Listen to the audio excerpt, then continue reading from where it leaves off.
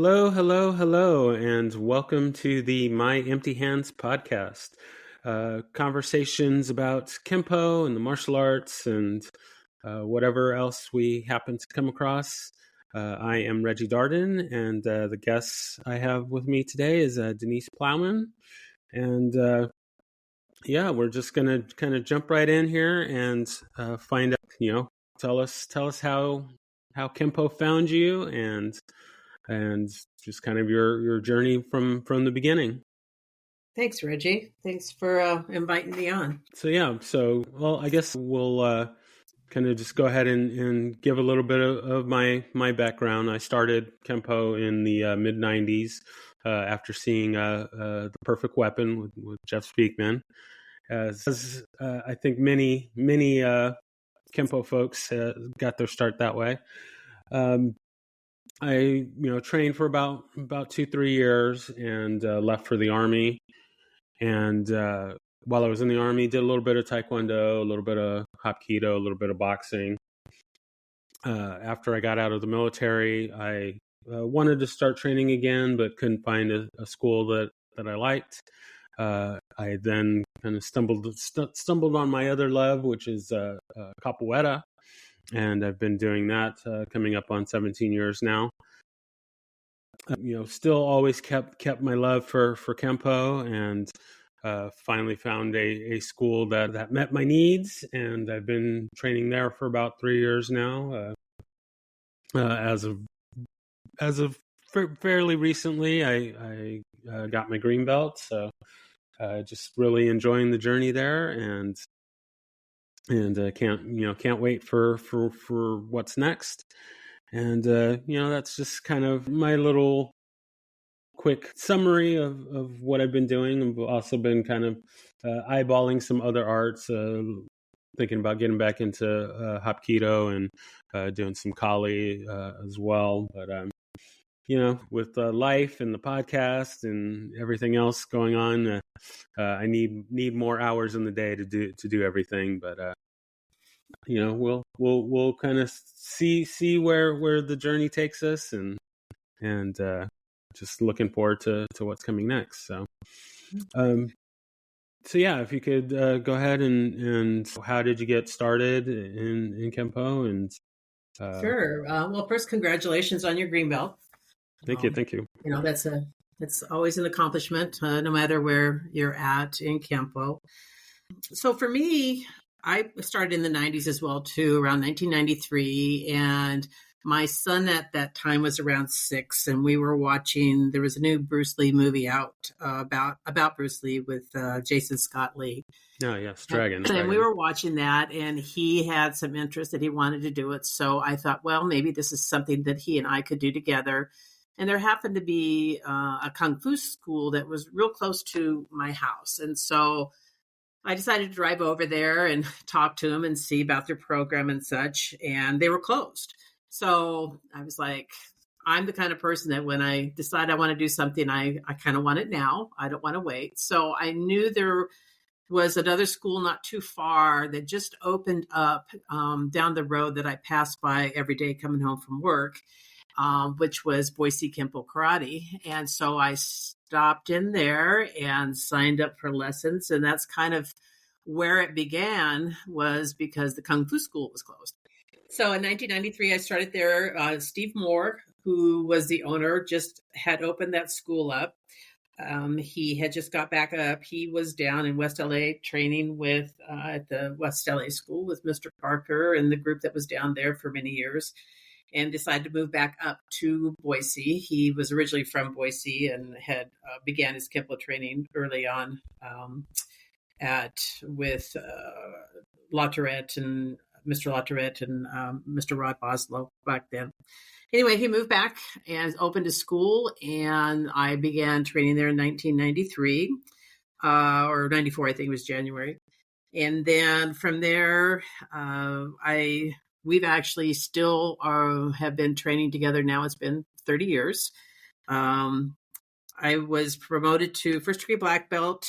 At that time, we were under the American Kempo Karate system, which was aligned with Jeff Speakman at that time. So I tested in Vegas. I believe it was the second camp that they held down there for my first degree black belt. At that time, we had 4 schools in our area that we were all associated with in the same Kempo organizations for a year. And at that time, I was the first woman to be promoted to black belt in Kempo in the state of Idaho at that time.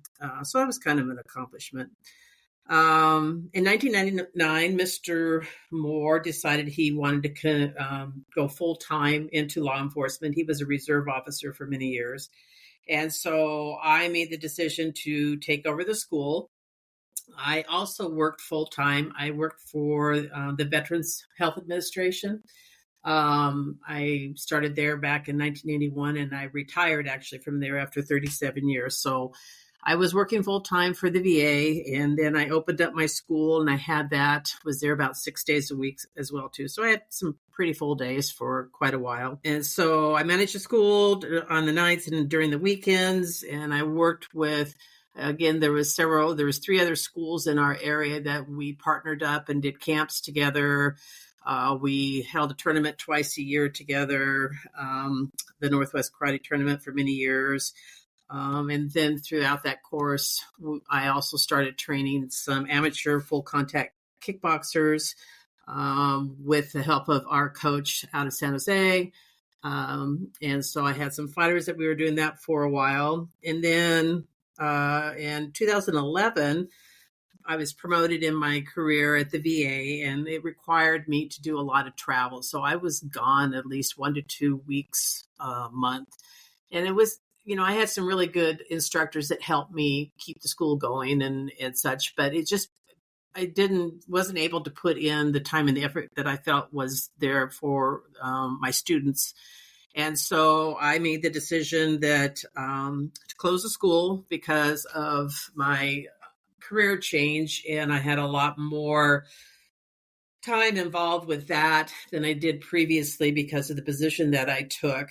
So I just didn't feel right not being able to commit full time to the students and give them everything that they needed. I started continued teaching a handful of them out of my garage that had been with me for many, many years.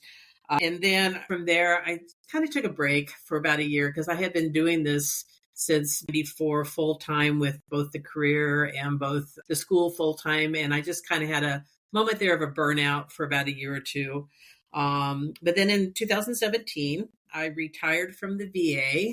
And I was fortunate enough that I was able to retire at 56. So I have plenty of time ahead of me.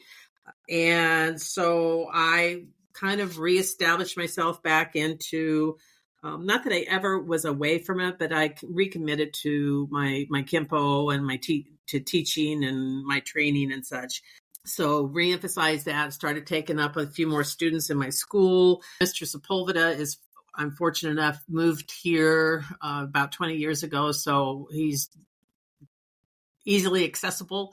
So I started taking direct lessons with Mr. Sepulveda, as well as I still train with my instructor once a week. We do what we call senior Kempo, which is in relation to both of our ever-growing age. And so from there, I didn't feel like I was getting the workout like I used to have when I had my school and stuff. So I enrolled, we have a school here, SBG Idaho, or it was Combat Fitness, but they're under the SBG program, which is an international program that trains in Muay Thai and Jiu-Jitsu, and they have boxing and MMA and that. So I began training in Muay Thai there because it really was familiar to me with the kickboxing that we had at my school. And then in Jiu-Jitsu, and in 2022, I decided to do the Jiu-Jitsu class as well, too, because I just felt there was kind of a void there of what do we need to do when we go to the ground. And so it's not so much as trying to acquire rank or definitely not competing or any of that kind of stuff, but I just wanted a skill set to add to what I already know, to take to the ground, and some simple things that when I teach women's self-defense or teach my students, something that if you're on the ground, to get up and get out, not to sit there and stay to try to submit somebody or anything like that. And then in 2022, I was inducted into the Kempo Hall of Fame in Las Vegas.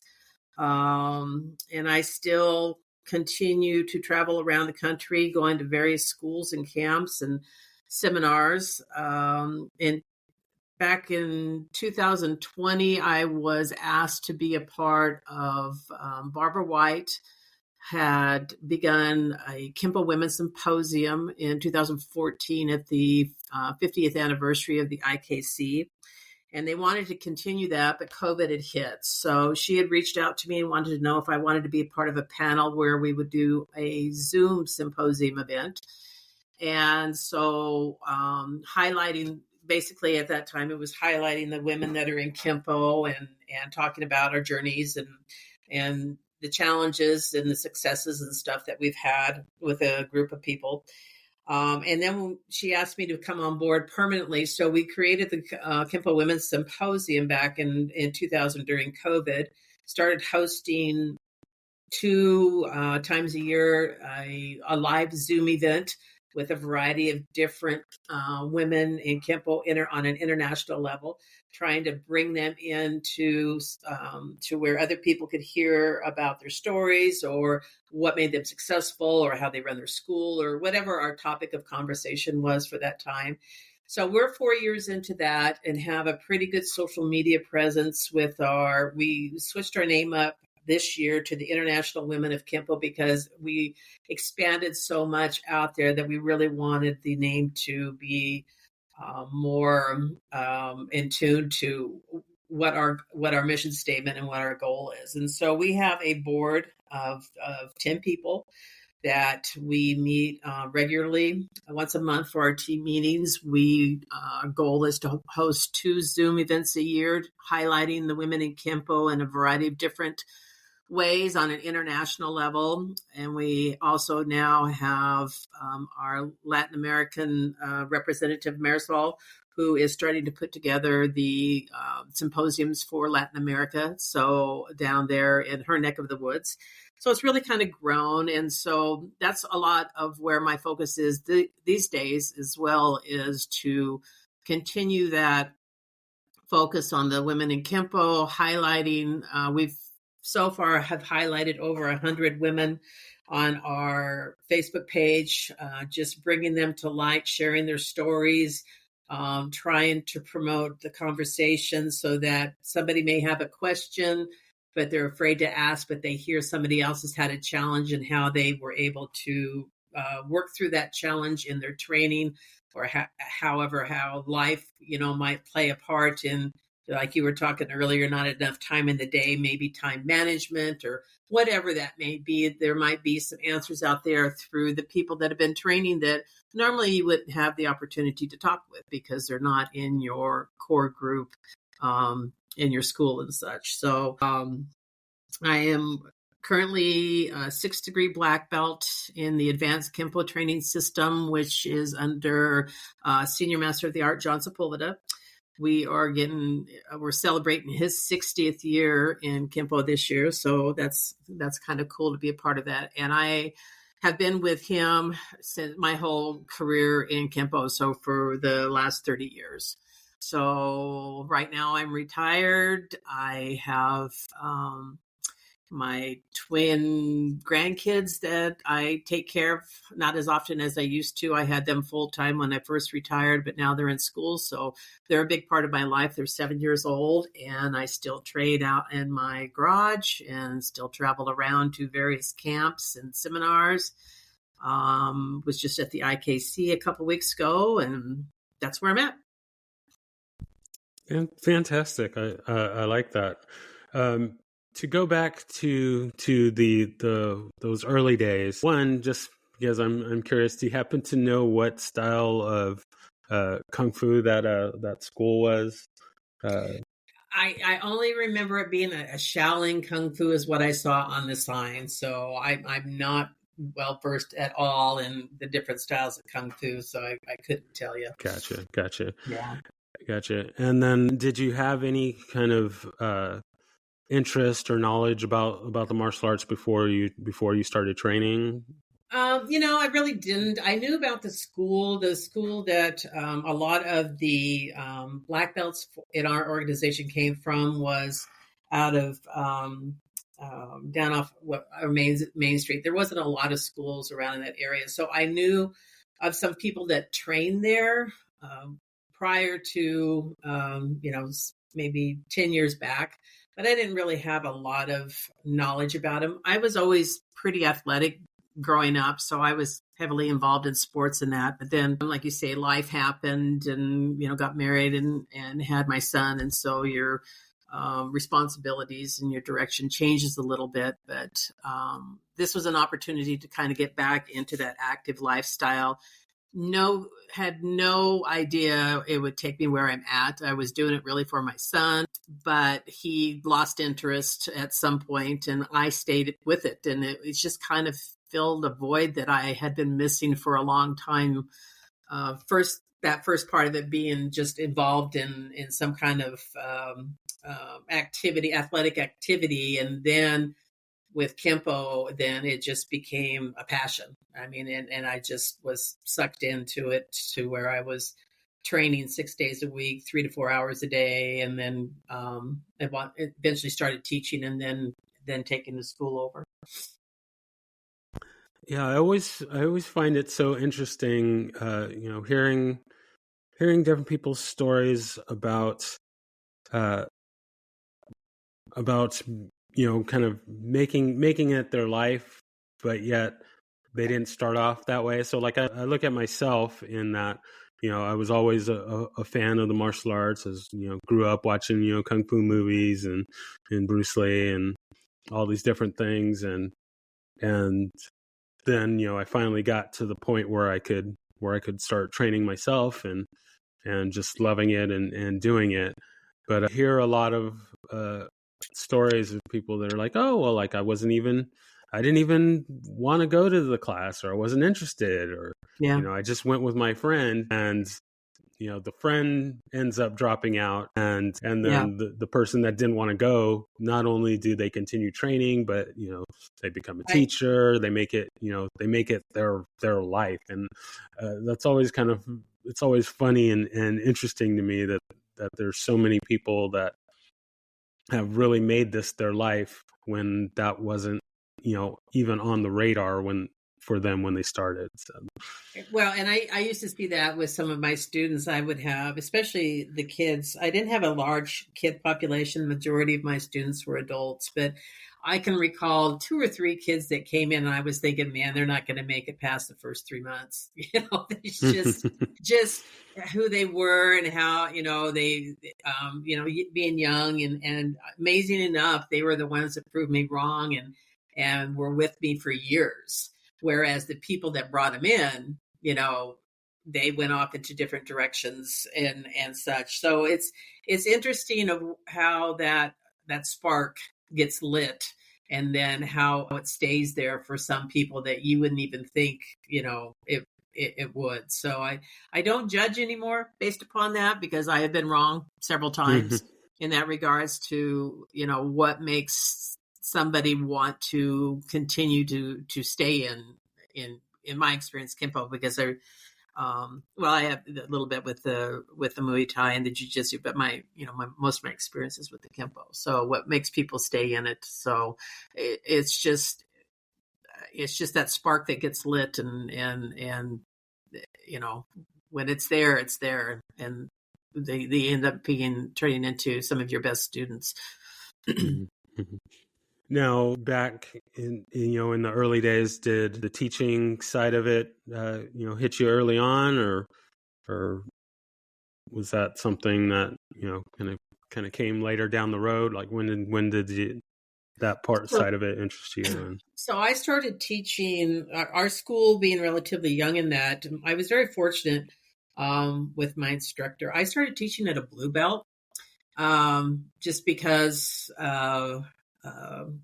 young school and trying to get, we were growing in population, and so I found that when I started teaching, it was a whole nother aspect or perspective of the martial arts, because you really learn more when you start to teach, because it forces you to be able to, you have to know how to communicate that to your students in the appropriate way. And you find yourself, or I did at that time, I would second guess myself all the time. And I'd pull out the manuals and start reading them.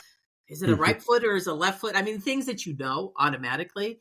But now then when you're starting to having to communicate that with somebody new coming in, you start to second guess on whether or not you are doing it correctly. But that, to me, really reinforced my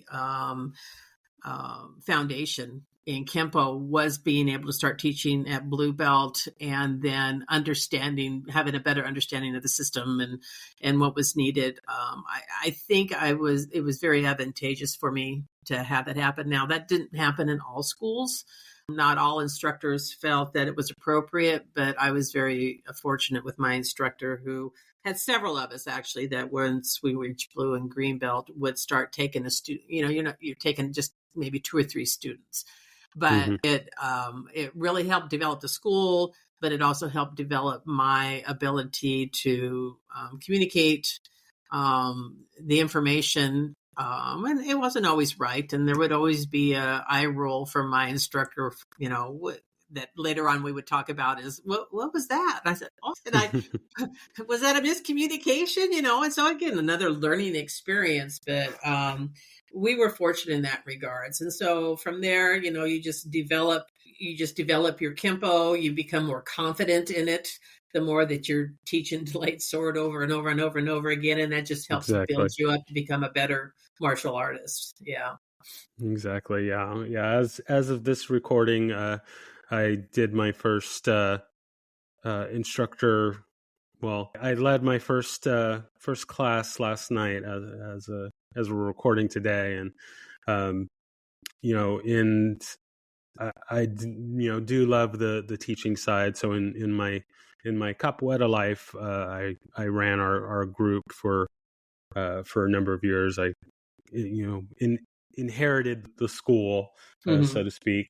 And, before that, at the first Kempo school I was at, I did kind of help out a little bit. I didn't officially join the instructors program because I knew I was leaving for the military. So, right.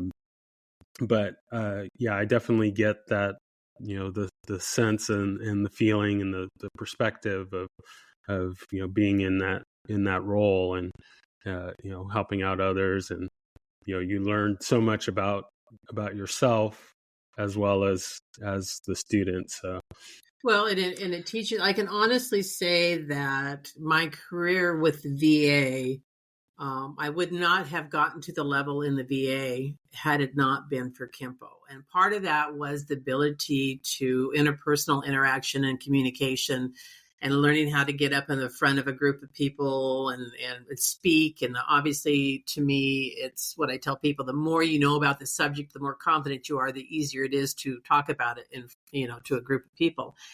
And so that really helped develop that confidence, and the ability to do a self-assessment of how you did, and take constructive criticism so that you can improve.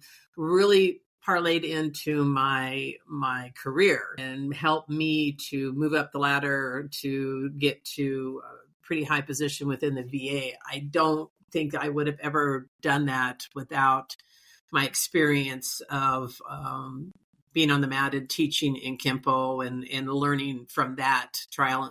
There's always trial and error, but learning from that. And then it transitioned to where I'm learning also in my career outside, and then bringing that also into, the school, the skill sets that you learn on both sides of it, and kind of meshing them together. So that it really helped develop for me a stronger foundation to help with the relationship with my students and such.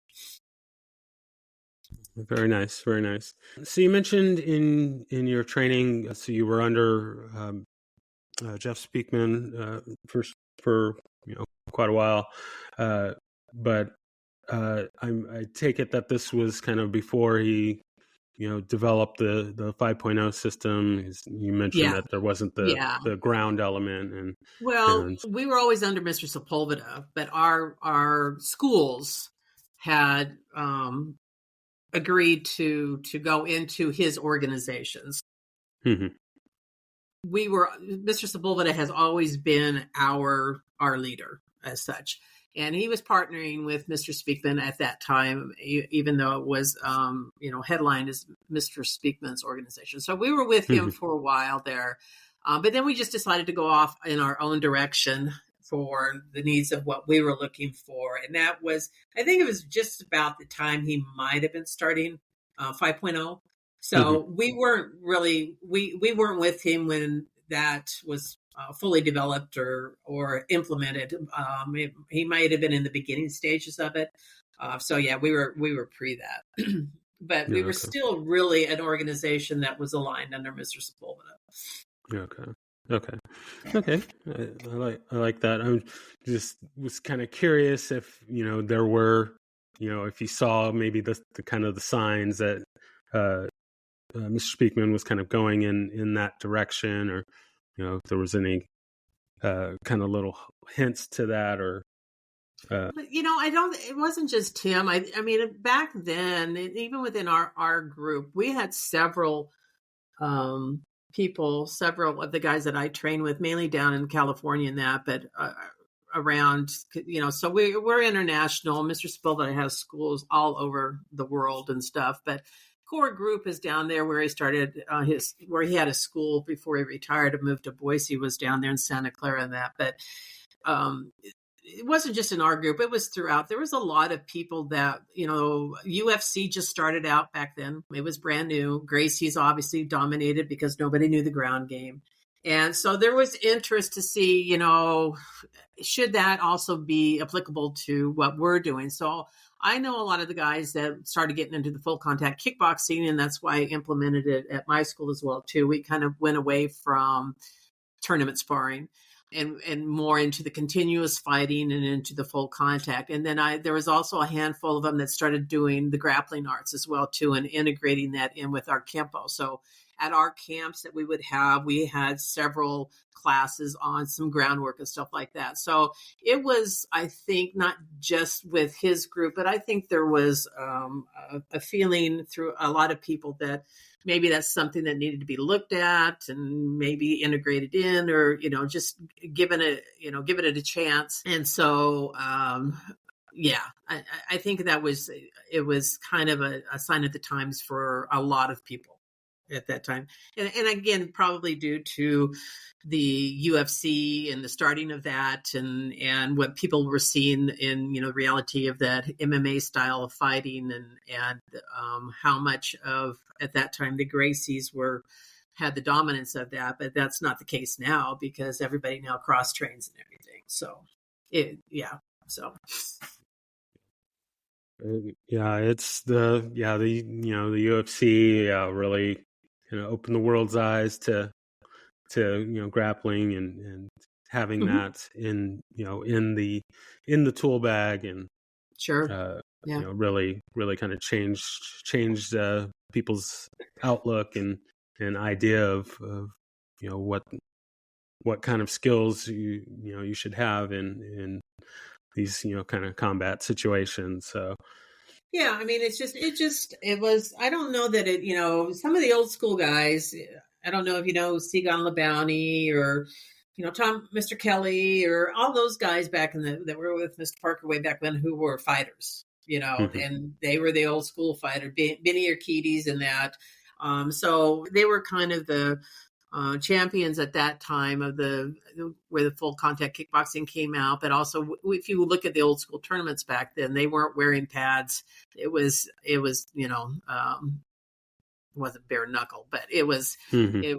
the contact was definitely there. And you hear and I used to hear the stories from Mr. LeBounty and all those guys that were back in the 60s and that fighting. So there was an idea, and there was also judo, I think, played a part in a lot of, well, obviously with Mr. Parker, but a lot of the other guys as well too, like Seagon LeBounty, big in judo. I know my instructor did judo when he was younger, and so there was kind of that concept. It just hadn't quite been brought together as much in the public eye to where you see it competitively like they did when they started doing it in the UFC. Gotcha. So to kind of change gears a little bit, I'm curious, is there any kind of stories that maybe kind of stick out in your mind, particularly when you were a colored belt, that maybe kind of humorous, or just some a particular time that kind of sticks out in your mind that maybe you wanted to share. Oh, without implicating anybody? You can use it. You can. But they know. They would know. Man, I don't know. One, it was so long ago, and you're asking my old brain to think of stuff. I mean, what really sticks out most for me in all of this is that I've been fortunate enough that the people I have been training with for 30 years, um, or 25 or 30 years. And we do have a lot of stories, and there's from camps and seminars and stuff like that. But I think what really sticks out the most for me is the fact that they're family, and on a international level, and that there's a lot of love between all of us. And even though we're out there, uh, we aren't as heavy handed as we used to be. Mm-hmm. I think maybe one story, I remember having a black eye, who knows from what or whatever. And at that time I was married. I was giving my husband a bunch of crap as we're walking through the store. Every time he'd look at me, I would kind of flinch. Like, stop it. I'm like, what? But there's a lot of war stories of how we used to train way back then. And we ate dirt, and we were training in the dirt up at camp and rolling around in pine needles. And there was some pretty hardcore training. It's since has not so much anymore these days. It's the training's there, but it's different. It's probably smarter, and especially if you're a school owner, some of the stuff that we used to do way back then would not fly in this day and age. You would lose students. Mm-hmm. So I think I had a lot of those kind of stories of just nights of ground and pound, and just feeling like that nothing you did worked. I remember when Mr. Moore, so when I started, you couldn't fight until you were a yellow belt. So when you became a yellow belt, you were invited to come to fighting class. But as I said, at that time, the school was very young. And so fighting class really became nothing more than Mr. Moore and all of his friends who were black belts came in and just basically used all of us lowly yellow belts and orange Mm-hmm. belts as practice. Yeah. So I'm not sure if we learned a lot from there, but it was, yeah, we felt like we were fed to the lions back then, because they were just, they had their way with us, and we had no skills whatsoever. So that was kind of interesting to grow up in there. So I would say maybe that would be some of the stories that we had. Yeah. Yeah. Gotcha.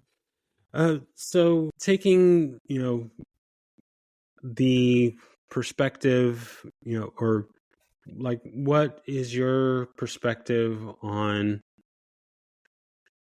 training as a woman with, kind of, the martial arts, and Mhm. maybe Kempo might be a little bit more guilty of this than other arts, but it being kind of the boys club sort of thing. Uh, did you have, kind of, was it like Yeah, a so, yeah, I know what you're saying. So I have been very fortunate in my organization that I had really didn't have to deal with what some would call misogyny or the old boys club, or that I was never ever treated any differently. I was expected to step up like everybody else. But Mr. Sepulveda will tell you that the women in the organization usually have to work twice as hard to get to where they need to do, because you are going kind of against the society standards and what people see. But outside of that, I mean, it's there. It still exists. I still hear comments and such. I think it's gotten better, and that's one of the focuses that we talk about for the International Women of Kempo, is how can it be to where we have a conversation some point where it's about a martial artist and not about a woman martial artist or a male martial artist, but we're just a martial artist. Mhm. We're not there yet. It's been a while, but I can give you an example. In the last year or so, I was listening to an interview with some of the old school Kempo guys, and a comment was made from one of them that says, "Well, when I have women that come into my schools, I'm going to teach them to hit like a man." And I was like, "Well, what does that mean?" Because I know men that can't hit, I mean, I Mhm. understand the concept that he was trying to get to, but in this day and age, that's not really relevant. I can tell you in my other life where I train at down at SBG Idaho, they got professional MMA fighters, women down there that I'll put up against any man. They are phenomenal fighters. So it's really more about how do you change the conversation? What we really try to promote is being able to maintain that female audience at your schools, and understanding why somebody might leave versus how do you keep them there, how do you get them up to your higher ranks and stuff, and understanding what those challenges may be. And it's hard to understand unless you've actually sat down and had a conversation with some of the women. um, why do some of the women come into the martial arts? Could be because of the fact that they've had trauma on the outside, so that's another area that you have to be able to identify and understand the reasons why you might not be able to teach them the same way as somebody else because of that trauma that they have had. But it's gotten better. um, in some respects, I still think that old school mentality is there, but it's also a social norm. It's just you're raised as a girl to be a certain way. You're raised as a guy or a boy, don't hit girls, and so there's a conflict that happens when you get into a school or a training to where you've been raised that you're not supposed to hit a woman. Well, then how do you do that training? And so I think that's one of the biggest barriers to get over, is to have that understanding that it's okay to have the physical contact within reason, obviously, and you need to communicate that on both sides of it. But I think that's the biggest challenge, is being able to make sure that the women are getting the training that they need, because if anything's going to happen out in the real world as far as being attacked, they're more percentage wise is probably going to happen to them. So are you teaching them about what it feels like to be grabbed really hard, and not necessarily punched, but pulled and thrown to the ground or whatever, so that they have that understanding of what that feels like, and so their body doesn't stress out, doesn't go into shock, and they don't know what to do. And so you have to find that way to communicate that training, and you got to get the guys as well too to be able to provide that experience as the attacker to some degree. And so it's just really partnering up on both sides, and talking to each other. The one thing that I always tell everybody, I will have women talk to me about, somebody's hit me too hard or whatever, and the first thing I ask them, I said, "Did you tell them to, bring it back?" Well, no. Well, first thing out the gate is you have to communicate. You don't just take it. You have to be able to communicate and say, "Hey, bring it back a little bit. That's, maybe I can't take that right now. Let's, let me work my technique or whatever." Because if they end up fearful of being hit, and then they start to shut down and they're not learning anything. So, but they also have a responsibility that they need to communicate to their partner who they're working with, the level of impact that they want. You have to build that trust with your training partners. So if nothing else, I think that's the big key in the schools, is building that trust so everybody feels comfortable, but is still getting as realistic of an experience of training as they can. Does that make sense? Oh yeah, yeah. No, Yeah. I like that. I like that. I mean, it's kind of like, I would ask you, when I have conversations with men and stuff like that, I would ask you, what do you think the challenges are in working with women? Well, I would say a lot of it comes from just kind of the old school kind of how we're brought up. Like like you mentioned, most men are told, yeah, you're not supposed to hit women. My mother is, of course, the exception to that, and she always told me if a female hits you for no reason, then you need to hit her back. So Yeah. that may be controversial in today's world, but hey, that's Well, I think it goes with the the say to Mr. Parker, whatever the attitude is, so is the response. But then you mhm, also have a responsibility. So if you've got a 7-year-old that is giving you a bunch of lip and hitting and kicking at you, you're obviously not going to go punch him and knock him out, right? It doesn't yeah, matter exactly. gender, whatever. You have to take in consideration. You know what? Is it easy for you just to walk away? You have to understand that you should be responding to the level that is of the type of attack that is coming at you, male, female, or whatever. Because there's some women out there that are crazy, Mhm, and especially if if drugs are involved in something like that, so they could be very, very dangerous as well too. So yeah. I think you just have to. It's not a written rule of how it's going to be. You have to address the situation as it occurs, and knowing um, what your skill level is, what your training is, or whatever, you should be able to assess and to see what level do I need to take it. Mhm, So a woman that's hitting you that's maybe 5'5" and maybe you're 6'3", are you going to tell me that you're going to hit her back and knock her out? I mean, to me, it's not really a gender thing; it's a size thing. So come on, mhm, what else could have been done at that point in time? It's not about whether you're a male or a female, but it's about realistically what is the situation at that point in time. mhm, mhm.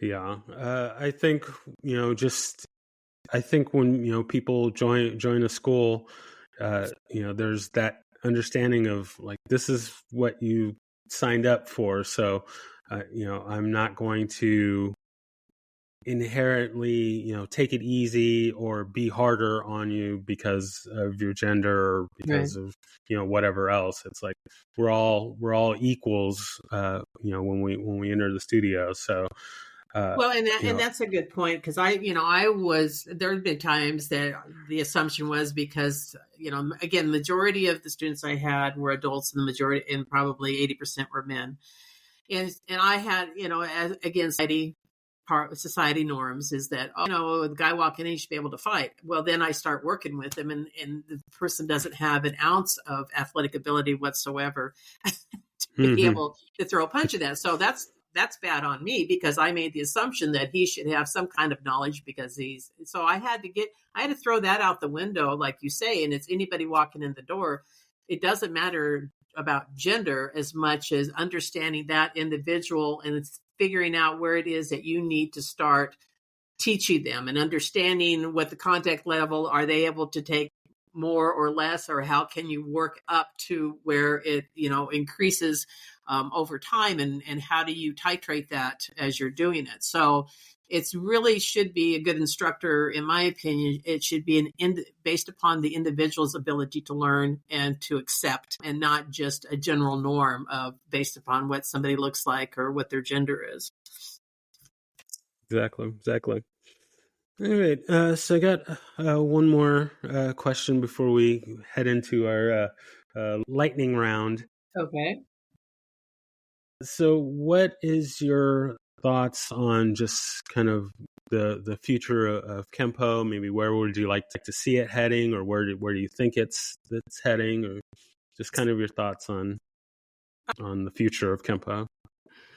I think the future of Kempo, what people need to understand, unfortunately, not just in the Kempo world, but in throughout. I mean, there's a lot of politics. That was the one thing that when I closed my school, I didn't have to deal with the politics that went with that anymore on an administrative level. I could just train Kempo. But to me, Kempo is ever evolving, and it's based upon reality of what today is like, and that as long as we do that, of course, it's not going to be exactly like it was back in the early days, and nothing ever is. Change always happens. You have to change with the times. But as long as there's that understanding that it's ever evolving, and people are dedicated to still teaching what Mr. Parker taught in that, but I see it now. You bring up Mr. Speakman. There's an example of that, of how, groundwork has been played into it. I've seen it in other schools where their fighting has changed or some of the techniques have changed a little bit. I think as long as the core base is always there, and that it's always, to me, important to teach the history. Where we start to lose Kempo is when we don't teach the history anymore. We don't talk about the founders and who was and why we're where we're at.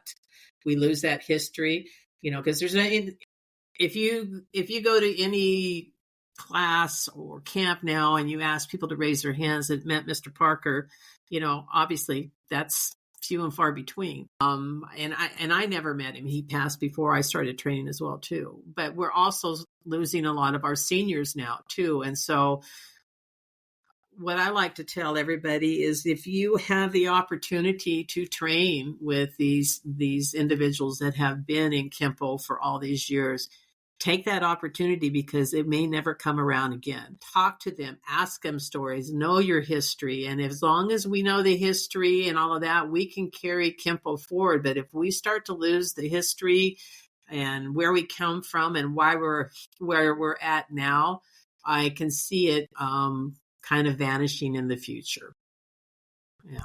Yeah, that's huge. That's one of the reasons why I'm doing this podcast is It's great. to get to talk to those people and the people that are close to those people, so that we can preserve that history, preserve those knowledge, preserve the stories, so that we can allow the art to evolve and we can all kind of grow together. So I think that's huge. And I can't reiterate that enough, because the opportunities are always out there. They're always out there, but people do not take those opportunities to invest in their training. They stay within their group and being that little froggy in the well, looking up, thinking that's the whole universe. And I learned so much by being able to go out and train with a variety of people outside of our organization as well too. And it was never frowned upon. And I just encourage people to do that. Get to know the community, get to know the family, the extended family that's out there, and you will be a better Kempoist for it if you do that. I agree. So to move to our lightning round here, I got a few little questions there. First one being, do you have a favorite technique? Well, isn't everybody's favorite technique 5 swords? That is definitely. Yeah, I mean, really, to me, any of the hand combo techniques, the 1-2 punch kind of combo tech, those are probably some of my favorite because they correlate in with fighting. Mm-hmm. Yeah, gotcha. Nice. Do you have a favorite form and or set? Favorite form would probably be 4. Favorite set, actually, my favorite set is stand set 2. Oh, okay. Yeah, if I had to pick. Okay. Yeah. Right on. I like it. If there was anyone that you could train with, living or dead, fictional or non-fictional, who would that be? I'd have to pick Mr. Parker. Excellent. Yeah.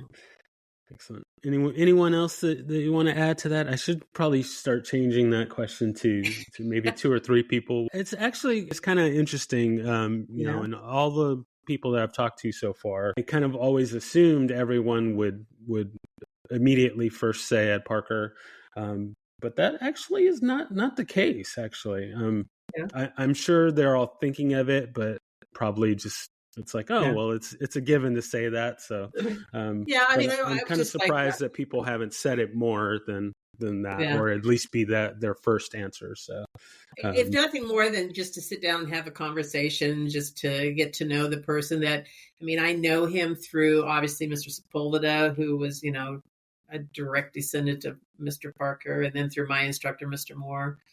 I mean, if I was going to say others in the Kempo world, I've been so fortunate to train with a lot of the seniors throughout the years that there really hasn't been anybody that I haven't had an opportunity to do a class with or something. So it's hard to say. No, Because that's a good answer. I have had been very fortunate in participating with many of the seniors, some that are no longer here. Nothing else, if I had the opportunity to bring back Sigan LeBounty, I would love to do that. Mm-hmm. We miss him dearly, but that man he was just for a strong woman's advocate support, and he's the reason that I continue. A lot of it that I continue going forward is his constant encouragement for me that came out in many different ways. Yeah.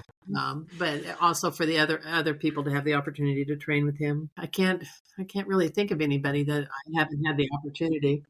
No, that's a great answer. Okay, Yeah. so then the final question and the hardest of them all, in honor of Ed Parker's love of humor, do you have a joke to share? A joke? Probably not one that you can put on a podcast. I'll just leave it at that. That's a perfect answer. I like it. Yeah, I'll leave it at that. Yeah, no, actually, somebody else that I was speaking to recently, I mentioned that it's like I know, I kind of know the same like 4 or 5 jokes that I've been telling since way too young to be hearing such jokes, and Yeah. I'm like, no, I don't know if I should share them on the park on.